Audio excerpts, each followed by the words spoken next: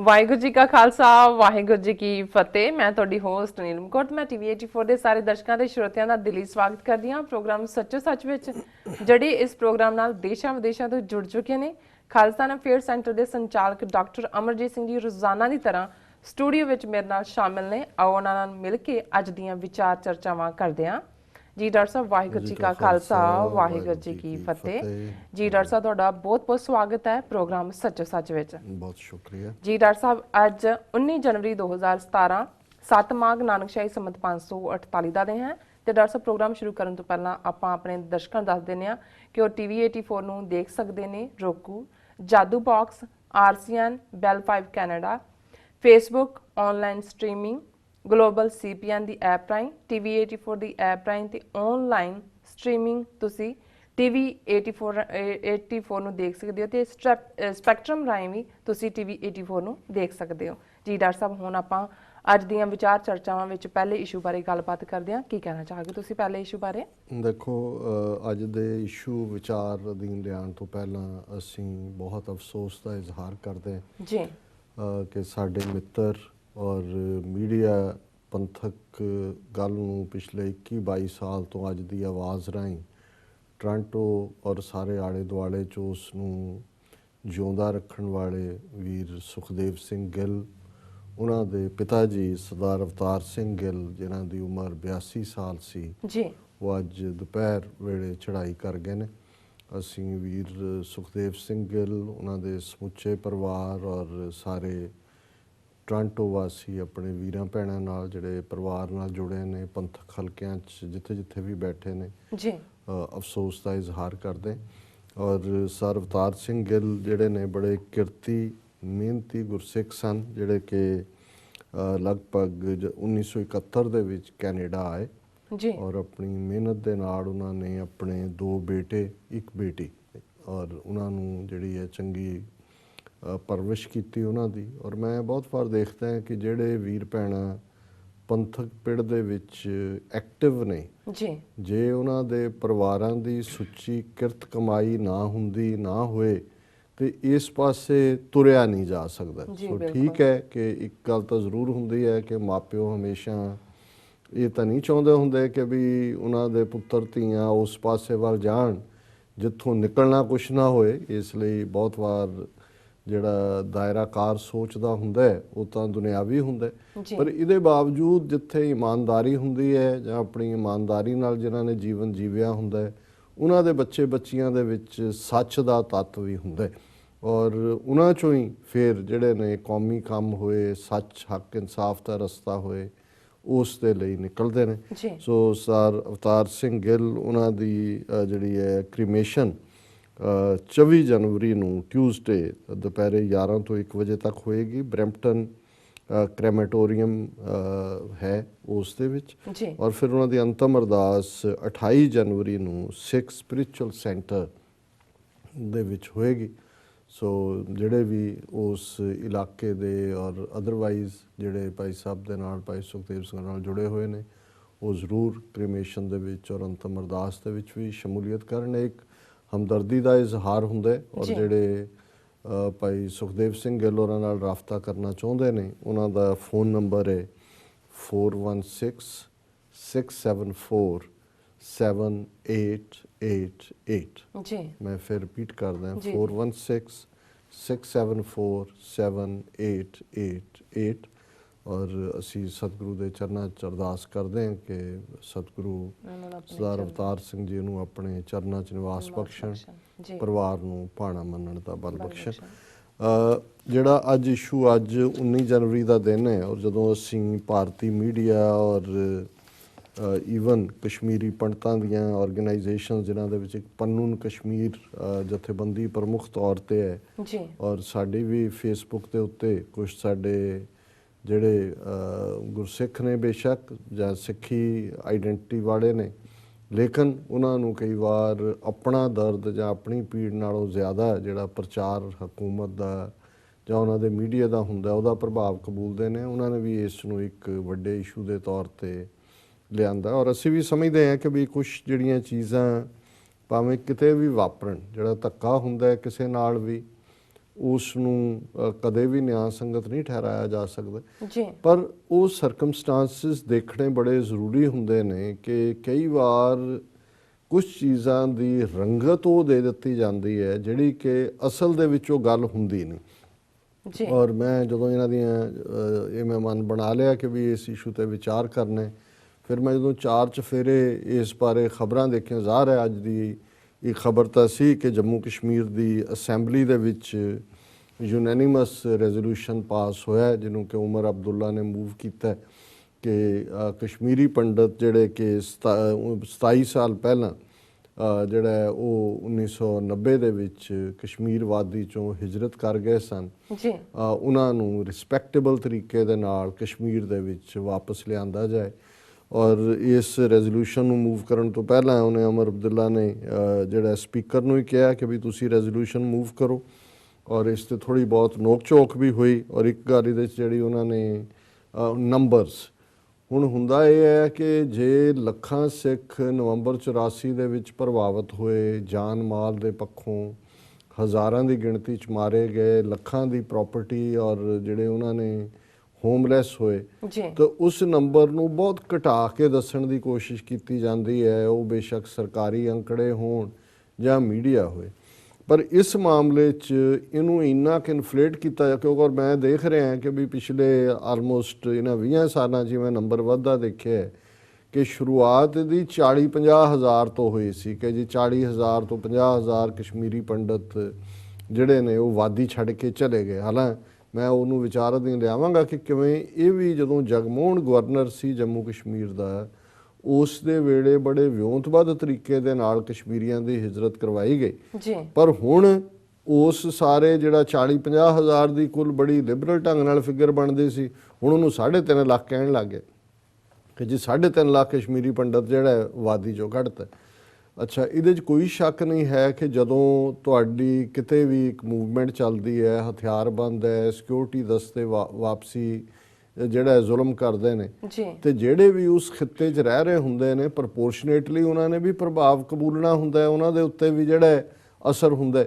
ਔਰ ਇਸ ਸਾਰੇ ਦੌਰ 'ਚ ਜਦੋਂ 1988-99 ਤੋਂ ਜਿਹੜੀ ਆਰਮਡ ਸਟਰਗਲ ਸ਼ੁਰੂ ਹੋਈ, ਸਰਕਾਰੀ ਫਿਗਰਸ ਨੇ ਜੰਮੂ ਕਸ਼ਮੀਰ ਦੀਆਂ ਕਿ 200 ਦੇ ਕਰੀਬ ਕਸ਼ਮੀਰੀ ਪੰਡਤ ਮਾਰੇ ਗਏ, ਜਦੋਂ ਕਿ ਉਹ ਖੁਦ ਆਪਣੀ ਫਿਗਰ 600 ਕਹਿੰਦੇ ਨੇ। ਪਰ ਮੈਨੂੰ ਹੈਰਾਨੀ ਹੋਈ ਜਦੋਂ ਕਿ ਇਸ ਖਬਰ ਦੇ ਨਾਲ ਇੱਕ ਪਾਸੇ ਅਸੈਂਬਲੀ ਦੇ ਵਿੱਚ ਸੀ ਔਰ ਦੂਸਰੀ ਖਬਰ ਹੈ ਜੰਮੂ ਦੇ ਹਵਾਲੇ ਨਾਲ, ਡਿਸਪਲੇਸਡ ਕਸ਼ਮੀਰੀ ਪੰਡਤਸ ਆਬਜ਼ਰਵ ਹੋਲੋਕਾਸਟ ਡੇ।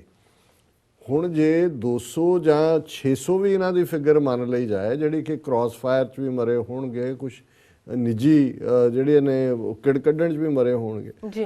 ਹੁਣ ਇੱਕ ਪਾਸੇ ਜਿੱਥੇ ਲੱਖ ਤੋਂ 1.5 ਲੱਖ ਤੱਕ ਸਿੱਖ ਨੌਜਵਾਨ ਇੱਕ ਪੂਰੀ ਪੀੜ੍ਹੀ ਮਾਰ ਦਿੱਤੀ ਗਈ, ਉਹਨੂੰ ਤਾਂ ਇਹ ਕਹਿਣਗੇ ਕਿ ਜੀ ਫਲੈਸ਼ ਆਊਟ ਕੀਤੇ ਟੈਰਰਿਸਟ, ਮਿਲੀਟੈਂਟਸ ਨੂੰ ਜਿਹੜਾ ਉਹ ਖਤਮ ਕੀਤਾ, ਉੱਥੇ ਉਹ ਹੋਲੋਕਾਸਟ ਨਹੀਂ ਬਣਦੀ। ਔਰ ਇਹ ਜਿਹੜੀ ਪੰਨੂਨ ਕਸ਼ਮੀਰੀ ਆਰਗੇਨਾਈਜੇਸ਼ਨ ਹੈ ਇਹਨੂੰ ਗਵਰਨਮੈਂਟ ਪੂਰੀ ਤਰ੍ਹਾਂ ਸਪਾਂਸਰ ਕਰਦੀ ਹੈ ਜੀ। ਔਰ ਮੈਨੂੰ ਯਾਦ ਹੈ ਵੀ ਇੱਥੇ ਜਦੋਂ ਵੀ ਕੋਈ ਪ੍ਰਾਈਮ ਮਿਨਿਸਟਰ ਆਉਂਦਾ ਹੈ, ਇੱਥੇ UN ਦਾ ਸੈਸ਼ਨ ਓਪਨ ਹੁੰਦਾ ਹੈ ਤੇ ਅਸੀਂ ਪ੍ਰੋਟੈਸਟ ਕਰਦੇ। ਔਰ ਬਹੁਤ ਵਾਰ ਕਿਉਂਕਿ ਜਿਸ ਦਿਨ ਓਪਨਿੰਗ ਡੇ ਹੁੰਦਾ, ਇੱਕ ਦੋ ਵਾਰ ਇਹ ਹੋਇਆ ਵੀ ਇਹ ਪੰਨੂਨ ਕਸ਼ਮੀਰੀ ਆਰਗੇਨਾਈਜੇਸ਼ਨ ਵਾਲੇ ਜਿਹੜੇ ਨੇ ਇਹ ਵੀ ਪ੍ਰੋਟੈਸਟ ਕਰ ਰਹੇ ਸੀ ਆ ਕੇ। ਔਰ ਕਿਉਂਕਿ ਸਾਡੇ ਪ੍ਰੋਟੈਸਟ ਦੇ ਵਿੱਚ ਅਸੀਂ ਔਰ ਕਸ਼ਮੀਰੀ ਜੁਆਇਨ ਕਰਦੇ ਹਾਂ, ਬਹੁਤ ਵਾਰ ਟੁਗੈਦਰ ਪ੍ਰੋਟੈਸਟ ਹੁੰਦੇ ਰਹੇ ਨੇ, ਤੇ ਉਹ ਜਿਹੜੇ ਨੇ ਉਹ ਬੜੇ ਹੈਰਾਨ ਔਰ ਸਾਨੂੰ ਕਹਿਣ ਜੀ ਸਿੱਖ ਹੋ ਕੇ ਆਪ ਇਨਕੇ ਸਾਥ ਖੜੇ हैं। ਅਸੀਂ ਕਿਹਾ ਜੀ ਤੁਸੀਂ ਇਹ ਹੋਈ ਫਰਾਡ। ਔਰ ਉਹ ਜਿਹੜੇ ਸਾਰੇ ਬਹੁਤ ਸਾਰੇ ਇੱਥੇ ਪੰਨੂਨ ਕਸ਼ਮੀਰੀ ਦੇ ਨਾਂ ਥੱਲੇ ਜਿਹੜੇ ਬੰਦੇ ਖੜੇ ਕੀਤੇ ਹੋਏ ਨੇ, ਸਭ ਰਾ ਆਪਰੇਟਿਵ ਏਜੰਸੀਆਂ ਦੇ ਬੰਦੇ ਨੇ, ਇੱਥੋਂ ਇੰਡੀਅਨ ਐਮਬੈਸੀ ਉਹ ਦੂਜੇ, ਉਹ ਉਹਨਾਂ ਨੂੰ ਕਸ਼ਮੀਰੀ ਸਟਰਗਲ ਨੂੰ, ਉਹਨਾਂ ਦੇ ਜਿਹੜੇ ਜੈਨੂਅਨ ਗ੍ਰੀਵੈਂਸਿਸ ਨੇ ਉਹਨਾਂ ਨੂੰ ਜਿਹੜਾ ਉਹ ਸਾਈਡਲਾਈਨ ਕਰਦੇ ਆ। ਉਹ ਇਹ ਦੱਸਦੇ ਨੇ ਜੀ ਦੇਖੋ ਕਸ਼ਮੀਰੀ ਜੁਝਾਰੂਆਂ ਨੇ ਕਸ਼ਮੀਰੀ ਪੰਡਤਾਂ ਤੇ ਕਿੰਨੇ ਜ਼ੁਲਮ ਕੀਤੇ, ਹੁਣ 3.5 ਲੱਖ ਬਣਾ ਦਿੱਤਾ ਇਹ ਜੀ, 3.5 ਲੱਖ ਕਸ਼ਮੀਰੀ ਪੰਡਤ ਵੈਲੀ ਚੋਂ ਕੱਢਤੇ, ਨਾਲ ਦੀ ਨਾਲ ਇਹ ਬਣਾ ਦਿੱਤਾ ਹੋਲੋਕਾਸਟ। ਹੁਣ ਬੇਸ਼ੱਕ ਜਿਹੜੀ ਇਹਦੇ 'ਚ ਇਹਨਾਂ ਨੇ ਜੰਮੂ ਕਸ਼ਮੀਰ ਅਸੈਂਬਲੀ ਦੇ ਵਿੱਚ ਰੈਜ਼ੋਲੂਸ਼ਨ ਯੂਨੈਨਿਮਸ ਹੈ ਔਰ ਇਹ ਮੋਦੀ ਦੀ ਸਰਕਾਰ ਨੇ ਬਣਦਿਆਂ ਕਰੋੜਾਂ ਰੁਪਈਏ ਦੇ ਪੈਕੇਜ ਦਿੱਤੇ ਨੇ। ਔਰ ਕਦੇ ਵੀ ਇਹ ਜਿਹੜੇ ਕਸ਼ਮੀਰੀ ਪੰਡਤ ਬੈਠੇ ਵੀ ਨੇ, ਭਾਵੇਂ ਉਹ ਜੰਮੂ ਬੈਠੇ ਨੇ, ਹੋਰ ਥਾਵਾਂ 'ਤੇ ਨੇ, ਦਿੱਲੀ 'ਚ ਬੈਠੇ ਹੋਏ ਨੇ, ਉਹ ਕਈ ਪਾਸਿਓਂ ਉਹਨਾਂ ਦੀ ਮਦਦ ਹੋ ਰਹੀ ਹੈ। ਉਹਨਾਂ ਨੂੰ ਨੌਕਰੀਆਂ ਵੀ, ਉਹਨਾਂ ਨੂੰ ਡਾਇਰੈਕਟ ਮਨੀ ਪਿਛਲੇ 27 ਸਾਲ ਤੋਂ ਲਗਾਤਾਰ, ਔਰ ਉਹਨਾਂ ਨੂੰ ਹਰ ਸਹੂਲਤ। ਔਰ ਇਹਨਾਂ ਨੇ ਤਾਂ, ਨਵੀਂ ਸਰਕਾਰ ਨੇ ਵੀ ਐਲਾਨ ਕੀਤਾ ਹੋਇਆ ਜੇ ਕਿ ਅਸੀਂ ਉੱਥੇ, ਇਹ ਤਾਂ ਹੁਣ ਆਪ ਹੀ ਉੱਥੇ ਜਾਣ ਤੋਂ ਡਰਦੇ ਨੇ, ਇਹਨਾਂ ਤੋਂ ਕੋਈ ਨਹੀਂ ਰੋਕਦਾ ਹੈ। ਔਰ ਇਹਨਾਂ ਦੀ ਹੁਣ ਮੰਗ ਖੜੀ ਕਰਾ ਦਿੱਤੀ ਵੀ ਜਿਹੜੀ ਕਸ਼ਮੀਰੀ ਜੁਝਾਰੂਆਂ ਦੀ ਜਾਂ ਕਸ਼ਮੀਰ ਦੇ ਲੋਕਾਂ ਦੀ ਜੈਨੂਅਨ ਮੰਗ ਜਿਹੜੀ UN ਸਿਕਿਉਰਿਟੀ ਕਾਉਂਸਲ 'ਚ ਹੈ ਕਿ ਭਾਈ ਰਾਈਟ ਆਫ ਸੈਲਫ ਡਿਟਰਮੀਨੇਸ਼ਨ, ਉਹ ਉੱਥੇ ਰੈਫਰੈਂਡਮ ਕਰਵਾਉਣ ਤੋਂ ਜਾਂ ਪਲੇਬਿਸਾਈਡ ਕਰਵਾਉਣ ਤੋਂ ਜਿਹੜੀ ਸਰਕਾਰ ਭਗੌੜੀ ਹੈ, ਇਹ ਪੰਨੂਨ ਕਸ਼ਮੀਰੀਆਂ ਦੀ ਜਿਹੜੀ ਡਿਮਾਂਡ ਇੰਡੀਅਨ ਗਵਰਨਮੈਂਟ ਪ੍ਰੋਜੈਕਟ ਕਰਦੀ ਆ, ਹੋਮਲੈਂਡ ਫਾਰ ਦਾ ਕਸ਼ਮੀਰੀਜ਼, ਕਿ ਕਸ਼ਮੀਰੀਆਂ ਨੂੰ ਅਲੱਗ ਇੱਕ ਉੱਥੇ ਹੋਮਲੈਂਡ ਬਣਾ ਕੇ ਦਿਓ। ਔਰ ਇਹ ਜਿਹੜੀ ਇਹਨਾਂ ਦਾ ਇੱਕ ਮੂਵ ਹੈ ਕਿ ਜੀ ਕਸ਼ਮੀਰੀ ਕਾਲੋਨੀ ਅੱਡ ਹੋਏ, ਜਿਹਦੇ ਆਲੇ ਦੁਆਲੇ ਸਿਕਿਉਰਿਟੀ ਕਾਲੋਨੀ ਬਣੇ। ਔਰ ਦੂਜਾ ਹੁਣ ਇਹ ਇੱਕ ਬਹਾਨਾ ਹੈ, ਇੱਕ ਤਾਂ ਕਸ਼ਮੀਰੀ ਇਹਨਾਂ ਨੂੰ ਖੜੇ ਕਰ ਰੱਖ ਕੇ ਇੰਡੀਅਨ ਗਵਰਨਮੈਂਟ ਕਾਊਂਟਰ ਕਰਦੀ ਹੈ, ਜਿਹੜਾ ਦੂਜੇ ਪਾਸੇ ਜ਼ੁਲਮ ਕਰਦੇ ਨੇ। ਹੁਣ ਇਹ ਜੇ 600 ਕਸ਼ਮੀਰੀ ਮਰਿਆ ਇਹਨਾਂ ਦੇ ਕਹਿਣ ਮੁਤਾਬਕ, ਤੇ ਜਿਹੜਾ 1.5 ਲੱਖ ਕਸ਼ਮੀਰੀ ਮਾਰਿਆ ਫੌਜਾਂ ਨੇ, 100 ਤਾਂ ਹੁਣ ਮਾਰ ਦਿੱਤੇ ਨੇ ਪਿਛਲੇ 4-5 ਮਹੀਨੇ ਦੇ ਵਿੱਚ।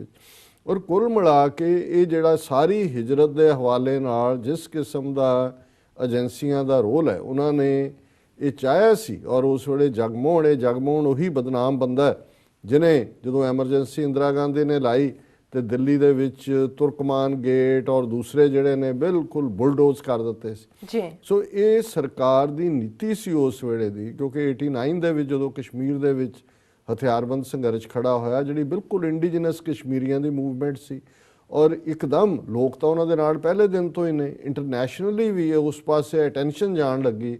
ਤੇ ਇਹ ਏਜੰਸੀਆਂ ਦੀ ਕਾਰਵਾਈ ਸੀ। ਉਹਨਾਂ ਨੇ ਕਿਹਾ ਜੀ ਕਿ ਵੀ ਇਹ ਜਿਹੜੇ ਨੇ ਇਹਨਾਂ ਨੂੰ ਇੱਥੋਂ ਹਿਜਰਤ ਕਰਾਓ, ਔਰ ਇਸ ਬਹਾਨੇ ਨਾਲ ਤੁਹਾਨੂੰ ਕਾਊਂਟਰ ਇਹਨਾਂ ਦੀ ਗੱਲ ਕਰਨ ਦਾ ਮੌਕਾ ਮਿਲ ਜਾਏਗਾ।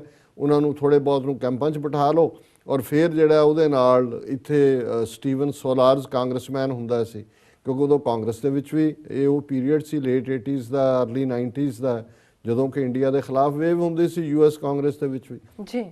ਉਹ ਫਿਰ ਸਟੀਵਨ ਸੋਲਾਰਜ਼ ਵਰਗੇ ਕਾਂਗਰਸਮੈਨ ਨੂੰ ਇਹ ਜੰਮੂ ਲਿਜਾ ਕੇ ਕਸ਼ਮੀਰੀ ਪੰਡਤਾਂ ਦੇ ਉੱਥੇ ਕੈਂਪ ਦੇ ਵਿੱਚ 2-4 ਫੋਟੋਆਂ ਲਵਾ ਕੇ, ਉਹ ਉਹਨਾਂ ਦਾ ਸਪੋਕਸਮੈਨ ਸੀ ਇੰਡੀਅਨ ਗਵਰਨਮੈਂਟ ਦਾ US ਕਾਂਗਰਸ 'ਚ। ਸੋ ਜਦੋਂ ਹੀ ਕਾਂਗਰਸਮੈਨ ਡੈਨ ਵਰਟਨ ਜਾਂ ਵਾਲੀ ਹਰਗਰ ਜਾਂ ਡਾਨਾ ਰੋਰਾ ਬਾਕਰ, ਇਹ ਸਾਰੇ ਜਿਹੜੇ, ਜਾਂ ਇੱਕ ਵਿਕ ਫੇਜ਼ੀਓ, ਉਹਨਾਂ ਦੀ ਡੈਥ ਹੋ ਗਈ, ਕਾਂਗਰਸਮੈਨ ਸੀ ਉੱਥੋਂ ਸੈਕਰਾਮੈਂਟੋ ਤੋਂ, ਉਹਨਾਂ ਨੇ ਜਦੋਂ ਕੋਈ ਮੂਵ ਕਰਨਾ ਰੈਜ਼ੋਲੂਸ਼ਨ ਕਸ਼ਮੀਰ ਬਾਰੇ, ਖਾਲਿਸਤਾਨ ਬਾਰੇ, ਤੇ ਇਹਨਾਂ ਨੇ ਕਸ਼ਮੀਰੀ ਪੰਡਤਾਂ ਦਾ ਕਰ ਦੇਣਾ ਜੀ, ਦੇਖੋ ਕੈਂਪ 'ਚ ਬੈਠੇ ਨੇ, ਇਹ ਹੈ ਉਹ ਹੈ। ਇਹ ਬਿਲਕੁਲ ਇਹ ਕੋਈ, ਦੇਖੋ ਕਸ਼ਮੀਰ ਦੇ ਵਿੱਚ ਜਿਹੜੀ ਇਸਲਾਮ ਦੀ ਹਿਸਟਰੀ ਹੈ ਉਹ ਆਲ ਟੂਗੈਦਰ ਡਿਫਰੈਂਟ ਹੈ। ਵੈਸੇ ਵੀ ਕਸ਼ਮੀਰੀ ਸੁਭਾਅ ਟੋਲਰੈਂਟ ਹੈ, ਔਰ ਕਸ਼ਮੀਰੀ ਇਸਲਾਮ ਸੂਫੀ ਇਸਲਾਮ ਹੈ, ਜਿਹੜੀ ਚਰਾਰੇ ਸ਼ਰੀਫ ਮਸਜਿਦ 600 ਸਾਲ ਪੁਰਾਣੀ ਜਿਹੜੀ ਇਹਨਾਂ ਨੇ ਅੱਗ ਲਾ ਕੇ ਸਾੜੀ, ਔਰ ਦੂਜੀ, ਔਰ ਕਦੇ ਵੀ ਕਸ਼ਮੀਰ ਦੇ ਵਿੱਚ ਨਾ ਤਾਂ ਕੋਈ ਜਿਹਾਦ ਦੀ ਗੱਲ ਹੈ ਉਸ ਕਿਸਮ ਦੀ ਜਿਵੇਂ ਹੋਰ ਥਾਵਾਂ ਤੇ ਪ੍ਰਚਾਰੀ ਜਾਂਦੀ ਹੈ। ਕਸ਼ਮੀਰੀਆਂ ਨੇ ਹਮੇਸ਼ਾ ਹੀ, ਜਿਹੜੇ ਆਜ਼ਾਦੀ ਲੜਾਈ ਲੜਨ ਵਾਲੇ ਨੇ, ਉਹ ਪੰਡਤ ਹੋਣ, ਕਸ਼ਮੀਰ ਦੇ ਸਿੱਖ ਹੋਣ, ਉਹਨਾਂ ਦੇ ਨਾਲ ਕਦੇ ਵੀ, ਉਹ ਤਾਂ ਉਹਨਾਂ ਨੂੰ ਆਪਣੀ ਸੁਸਾਇਟੀ ਦਾ ਹਿੱਸਾ ਸਮਝਦੇ ਨੇ। ਔਰ ਇਹ ਗੱਲ ਈਵਨ ਕਸ਼ਮੀਰੀ ਪੰਡਤਾਂ ਨੇ, ਕੁਝ ਕੁ ਦਲੇਰ ਕਸ਼ਮੀਰੀ ਪੰਡਤ ਨੇ ਜਿਹੜੇ ਵਾਪਸ ਜਾ ਕੇ ਉਹਨਾਂ ਦੇ ਵਿੱਚ ਰਹਿੰਦੇ ਨੇ, ਉਹਨਾਂ ਨੇ ਕਿਹਾ ਜੀ ਅਸੀਂ ਹਰ ਥਾਂ ਗਏ, ਸਾਡਾ ਕਿਤੇ ਦਿਲ ਨਹੀਂ ਲੱਗਦਾ। ਔਰ ਉਹ ਸਦੀਆਂ ਤੋਂ ਜਿਹੜੀ ਉਹ ਲੈਂਡ ਹੈ ਕਸ਼ਮੀਰ ਵਾਦੀ, ਇਹਦੇ 'ਚ ਕੋਈ ਸ਼ੱਕ ਨਹੀਂ ਹੈ ਕਿ ਬ੍ਰਾਹਮਣ ਉੱਥੇ ਹਜ਼ਾਰਾਂ ਸਾਲਾਂ ਤੋਂ ਉੱਥੇ ਆਬਾਦ ਨੇ। ਜਦੋਂ ਇਸਲਾਮ ਆਇਆ ਉਸ ਤੋਂ ਪਹਿਲਾਂ ਵੀ ਬ੍ਰਾਹਮਣ ਸਨ, ਔਰ ਇਸਲਾਮ ਦੇ ਨਾਲ ਵੀ ਉਹ ਕੋਐਗਜ਼ਿਸਟ ਕਰਦੇ ਨੇ। ਬਹੁਤ ਸਾਰੀਆਂ ਕਸ਼ਮੀਰੀਆਂ ਦੀਆਂ ਰਸਮਾਂ, ਉਹਨਾਂ ਦੀ ਜ਼ਬਾਨ ਡਿਫਰੈਂਟ ਹੈ। ਹਾਲਾਂਕਿ ਕਸ਼ਮੀਰ, ਜੰਮੂ ਕਸ਼ਮੀਰ ਜਦੋਂ ਅਸੀਂ ਦੇਖਦੇ ਹਾਂ, ਉਹਨਾਂ ਦੇ ਡਿਫਰੈਂਟ ਡਾਇਲੈਕਟ ਨੇ। ਕਸ਼ਮੀਰੀਆਂ ਦੀ ਆਪਣੀ ਜ਼ਬਾਨ ਹੈ, ਪੁੰਛ ਦੇ ਵਿੱਚ ਪੁੰਛੀ ਜ਼ਬਾਨ ਹੈ, ਜੰਮੂ ਦੇ ਵਿੱਚ ਡੋਗਰੀ ਜ਼ਬਾਨ ਹੈ। ਇਸੇ ਤਰ੍ਹਾਂ ਜਿਹੜੇ ਜਿਨ੍ਹਾਂ ਨੂੰ ਮੇਘ ਮਹਾਸ਼ੇ ਕਹਿੰਦੇ ਨੇ, ਇਸ ਜੰਮੂ ਬੈਲਟ, ਰਜੌਰੀ, ਦੂਜੀ, ਉਹਨਾਂ ਦਾ ਆਪਣਾ ਡਾਇਲੈਕਟ ਹੈ। ਔਰ ਕੁੱਲ ਮਿਲਾ ਕੇ ਜਿਹੜਾ ਕਸ਼ਮੀਰ ਦਾ ਜਿਹੜਾ ਪਾਰਟ ਹੈ ਉਹ ਟੋਲਰੈਂਟ ਹੈ। ਲੇਕਿਨ ਇਹ ਉਸ ਵੇਲੇ ਜਗਮੋਹਨ ਔਰ ਏਜੰਸੀਆਂ ਨੇ 1999-90 ਦੇ ਦੌਰ 'ਚ, 1990-91 'ਚ ਇੱਕ ਬੜੇ ਸਿਸਟਮੈਟਿਕ ਤਰੀਕੇ ਨਾਲ ਕਸ਼ਮੀਰੀ ਪੰਡਤਾਂ ਦੀ ਹਿਜਰਤ ਕਰਵਾਈ। ਕੁਛ ਅਟੈਕ ਆਪਣੇ ਜਿਹੜੇ ਉਹਨਾਂ ਨੇ ਕੈਟਾਂ ਰੱਖੀਆਂ ਸੀ ਉਹਨਾਂ ਤੋਂ ਵੀ ਕਰਵਾਏ, ਔਰ ਪੰਡਤ ਡਰਾਕਲੀ ਨੇ ਉਹ ਦੌੜ ਪਏ। ਫਿਰ ਉਹਨਾਂ ਨੇ ਦੇਖਿਆ ਕਿ ਵੀ ਉਹ ਚਾਹੁੰਦੇ ਸੀ ਵੀ ਉਸ ਵੇਲੇ ਸਿੱਖ ਵੀ ਹਿਜਰਤ ਕਰਨ, ਮਾਈਗ੍ਰੇਟ ਕਰਨ ਜੀ, ਲੇਕਿਨ ਸਿੱਖਾਂ ਨੇ ਰੈਜ਼ਿਸਟ ਕੀਤਾ। ਉਹਨਾਂ ਨੇ ਕਿਹਾ ਜੀ ਅਸੀਂ ਆਪਣੇ ਘਰ-ਬਾਰ ਛੱਡ ਕੇ ਨਹੀਂ ਜਾਣਾ ਹੈ, ਔਰ ਸਾਡੇ ਭਰਾ ਨੇ, ਅਸੀਂ ਸਦੀਆਂ ਤੋਂ ਇੱਥੇ ਰਹਿੰਦੇ ਹਾਂ। ਕਿਉਂਕਿ ਜਿਹੜੇ ਕਸ਼ਮੀਰ ਵਿੱਚ ਸਿੱਖ ਨੇ ਉਹ ਕੋਈ ਪੰਜਾਬ 'ਚੋਂ ਜਾ ਕੇ ਵਸੇ ਹੋਏ ਨਹੀਂ, ਉਹ ਵੀ ਜਿਹੜੇ ਮੂਲ ਕਸ਼ਮੀਰੀ ਸੀ ਬ੍ਰਾਹਮਣ, ਉਹਨਾਂ 'ਚੋਂ ਹੀ ਬਣੇ ਹੋਏ ਸਿੱਖ ਨੇ, ਔਰ ਉਹਨਾਂ ਨੇ ਉੱਥੇ ਰੈਜ਼ਿਸਟ ਕੀਤਾ। ਔਰ ਦੈਨ ਕਿਉਂਕਿ ਉਹ ਨਹੀਂ ਗਏ, ਫਿਰ ਇਹਨਾਂ ਨੂੰ ਲਗਭਗ 10-11 ਸਾਲ ਲੱਗੇ ਕਿ ਵੀ ਅਸੀਂ ਸਿੱਖਾਂ ਦੀ ਹਿਜਰਤ ਕਿਵੇਂ ਕਰਵਾਣੀ। ਔਰ ਫਿਰ ਅਸੀਂ ਦੇਖਦੇ ਕਿ 20 ਮਾਰਚ 2001 ਨੂੰ ਜਦੋਂ ਪ੍ਰੈਜ਼ੀਡੈਂਟ ਕਲਿੰਟਨ ਭਾਰਤ ਦੇ ਦੌਰੇ ਦੇ ਉੱਤੇ ਦਿੱਲੀ ਪਹੁੰਚੇ ਤੇ ਉਸ ਰਾਤ 20 ਮਾਰਚ ਦੀ ਕਸ਼ਮੀਰ ਵਾਦੀ ਦੇ ਜ਼ਿਲ੍ਹਾ ਅਨੰਤਨਾਗ ਦੇ ਚਿੱਠੀ ਸਿੰਘਪੁਰਾ ਪਿੰਡ ਵਿੱਚ 35 ਸਿੱਖਾਂ ਨੂੰ ਘਰਾਂ ਚੋਂ ਕੱਢ ਕੇ ਉਹਨਾਂ ਨੂੰ ਸੱਦ ਕੇ ਗੁਰਦੁਆਰੇ ਦੀ ਕੰਧ ਦੇ ਨਾਲ ਖੜੇ ਕਰਕੇ ਜਿਹੜਾ ਉਹਨਾਂ ਨੂੰ ਐਗਜ਼ੀਕਿਊਟ ਕੀਤਾ ਗਿਆ ਸੀ, ਮਾਰਿਆ ਗਿਆ ਸੀ। ਔਰ ਫੌਰਨ ਇਹਨੂੰ ਲਸ਼ਕਰੇ ਤੋਇਬਾ ਦੇ ਖਾਤੇ 'ਚ ਪਾ ਕੇ ਪਾਕਿਸਤਾਨ ਦੇ ਖਾਤੇ 'ਚ ਪਾਇਆ ਗਿਆ ਸੀ। ਹਾਲਾਂਕਿ ਮੈਂ ਅੱਗੇ ਵੀ ਕੋਟ ਕੀਤਾ ਕਿ ਉਸ ਵੇਲੇ ਜਿਹੜੀ Clinton the secretary of state ਸੀ, ਜਿਹਨੂੰ ਫੋਰਨ ਮਿਨਿਸਟਰ ਕਹਿੰਦੇ ਨੇ, ਮੈਡਲੀਨਾ ਐਲਬਰਾਈਟ, ਉਹਨੇ ਰਿਟਾਇਰਮੈਂਟ ਤੋਂ ਬਾਅਦ ਇੱਕ ਕਿਤਾਬ ਲਿਖੀ ਮਾਈਟੀ ਐਂਡ ਅਲਮਾਈਟੀ। ਔਰ ਉਸ ਕਿਤਾਬ ਦਾ ਜਿਹੜਾ ਫੋਰਵਰਡ ਹੈ ਉਹ ਪ੍ਰੈਜ਼ੀਡੈਂਟ ਕਲਿੰਟਨ ਨੇ ਲਿਖਿਆ।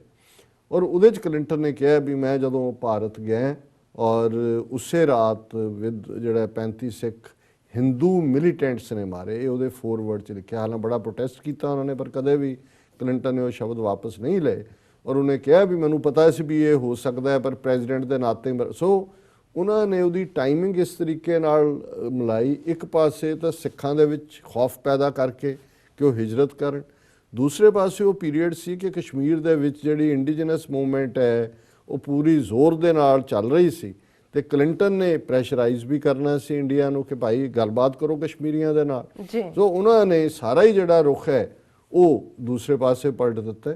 ਸੋ ਕਲਿੰਟਨ ਤੋਂ ਵੱਧ ਕੇ ਹੋਰ ਕੋਈ ਸਬੂਤ ਨਹੀਂ ਹੋ ਸਕਦਾ ਕਿ ਵੀ ਇਹਨਾਂ ਨੇ ਕਿਵੇਂ ਜਿਹੜਾ ਇੱਕ ਸਰਵਾਈਵ ਕਰ ਗਿਆ। 35 ਮਰੇ, ਇੱਕ ਜਿਹਨੂੰ ਮਰਿਆ ਛੱਡ ਗਏ।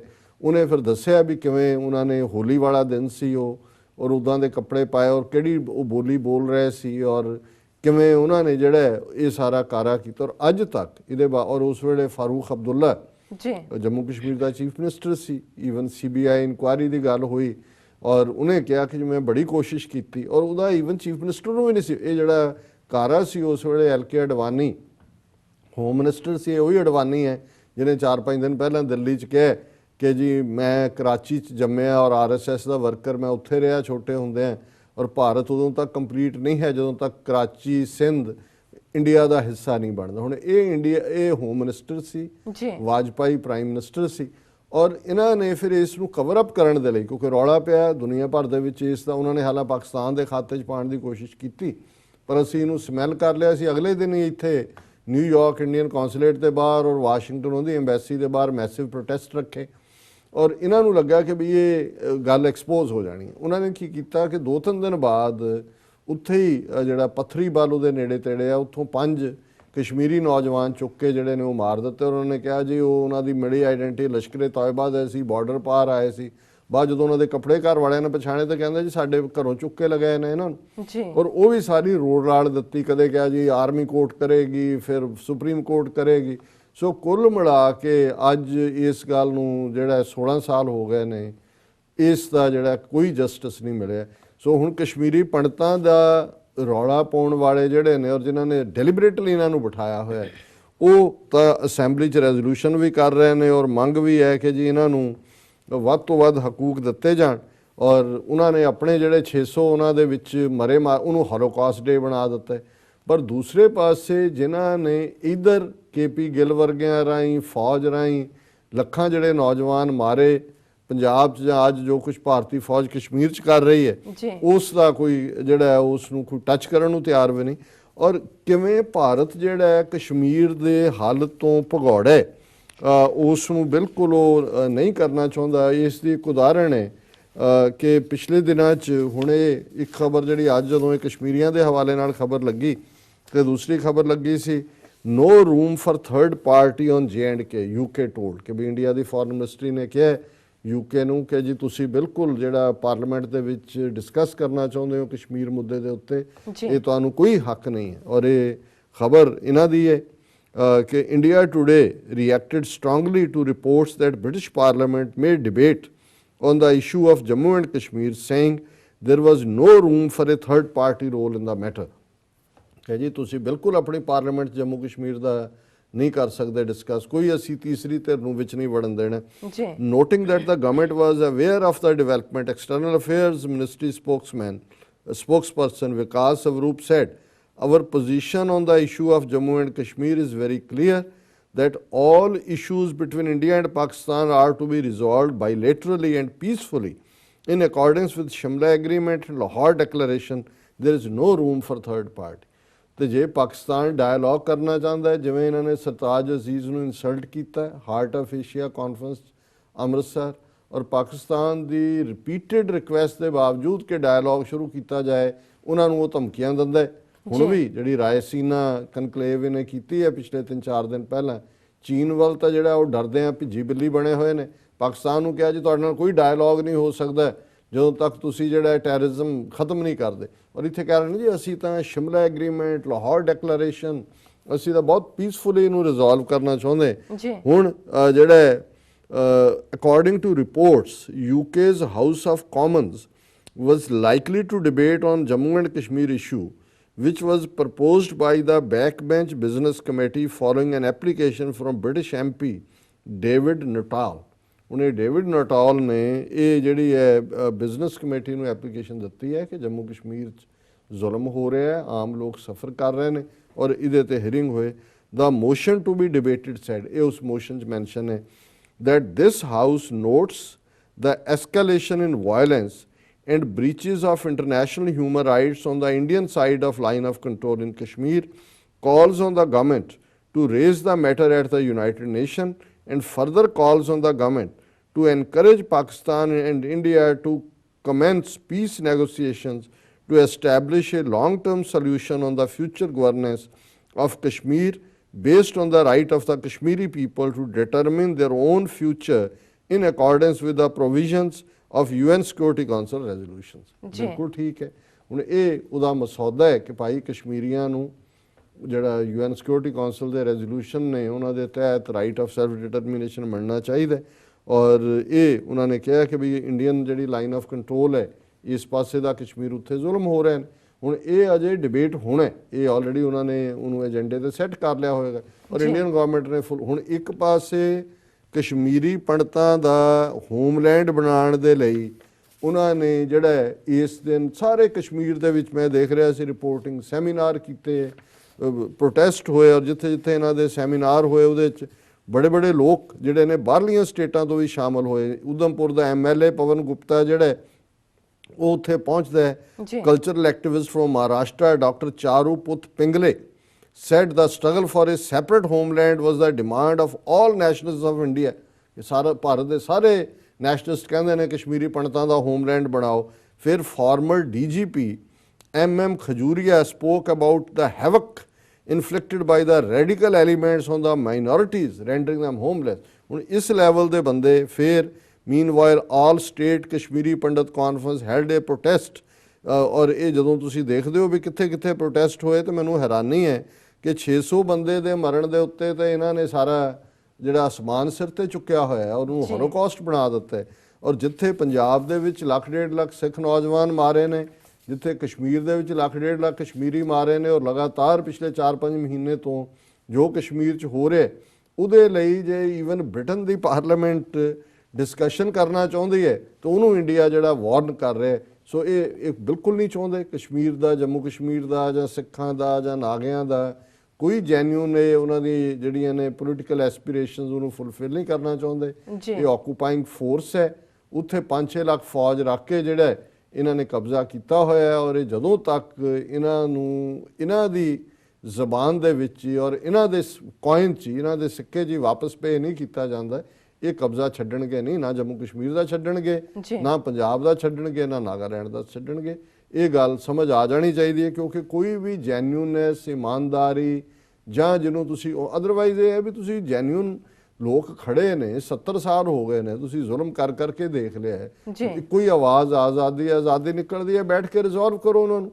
UN ਸਿਕਿਉਰਿਟੀ ਕਾਉਂਸਲ ਦੇ ਰੈਜ਼ੋਲੂਸ਼ਨ ਨੇ ਪਲੇਬਿਸਾਈਡ ਕਰਵਾਓ, ਲੋਕਾਂ ਨੂੰ ਪੁੱਛੋ ਕਿ ਉਹ ਕੀ ਚਾਹੁੰਦੇ ਨੇ। ਸੋ ਅਸੀਂ ਸਮਝਦੇ ਹਾਂ ਵੀ ਇਹ ਜਿਹੜਾ ਇਹਨਾਂ ਜਿਹਨਾਂ ਦੇ ਹੱਥ ਪਾਵਰ ਆਈ ਹੈ ਇਹਨਾਂ ਨੇ ਇਸ ਨੂੰ ਜਿਹੜਾ ਛੱਡਣਾ ਨਹੀਂ ਹੈ ਸੌਖੇ ਲੋਕਾਂ ਨੂੰ, ਉਹਦੇ ਆਪਣੇ ਸ਼ਿਕੰਜੇ ਦੇ ਵਿੱਚ ਇਹਨਾਂ ਨੇ ਜਕੜ ਕੇ ਰੱਖਣਾ। ਜੀ ਡਾਕਟਰ ਸਾਹਿਬ ਬਿਲਕੁਲ। ਇੱਥੇ ਲੈਣੇ ਆ ਬ੍ਰੇਕ। ਵਿਊਅਰਸ ਵਿਚਾਰਾਂ ਦਾ ਸਿਲਸਿਲਾ ਇਸ ਤਰ੍ਹਾਂ ਚੱਲਦਾ ਰਹੇਗਾ, ਮਿਲਦੇ ਹਾਂ ਆਫਟਰ ਦਿਸ ਸ਼ਾਰਟ ਬ੍ਰੇਕ।